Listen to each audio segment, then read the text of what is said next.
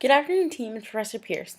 We will now be looking at the SFA analysis for the B&O case, starting with the suitability of their current strategy. First, we will look at their corporate culture. Their corporate culture underlines four main values of autonomy, innovation, simplicity, and the Danish culture. Next, we need to look at their value chain. The most important concept within their value chain is operations. In 2008, B&O acquired Ice Power, which is a Danish firm that does research and development.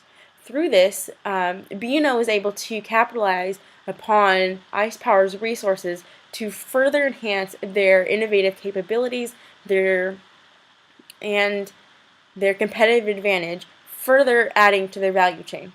Next, we need to take these two frameworks and apply them to three main questions to further assess the suitability. The first is, does it fit with their strategy and culture? Next, are they exploiting their situation, and are they overcoming their weaknesses? It fits with the culture of their values of simplicity and product focus, their new strategy. They are exploiting their situation to utilize their resources of key designers and innovation to move into new niche markets, such as the entertainment technology and luxury vehicles.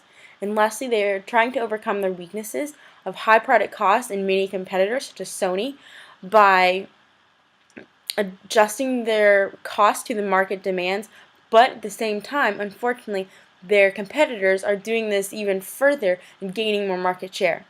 Next, we need to look at the feasibility of the B&O strategy. We do this by assessing their resource and unique competencies, including their threshold competencies and core competencies, and apply them to three main analyses questions.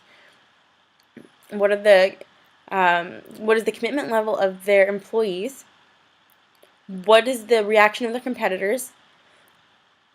And are there any insurmountable barriers?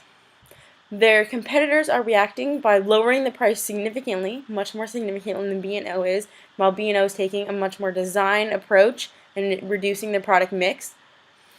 With their new pole position strategy, they are focusing on their employees significantly by clearly identifying the tasks and roles of their employees to further empower them and sustain them, which increases their commitment level.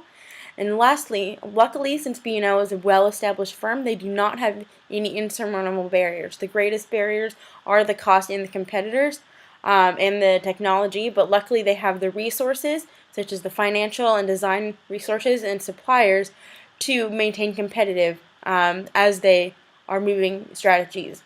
Lastly, we need to look at the acceptability of their strategy.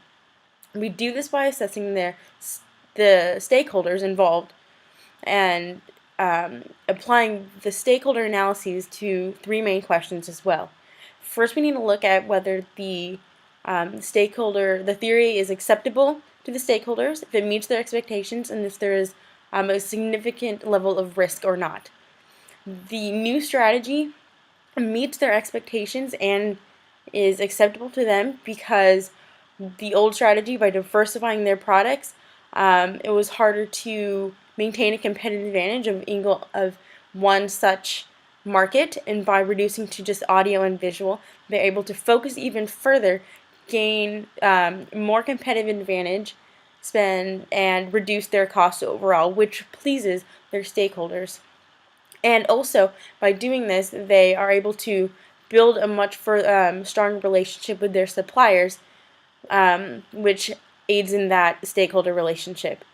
And by diversifying into other markets, they are spreading the risk, which reduces their risk at the same time, which is really beneficial for them in the long run.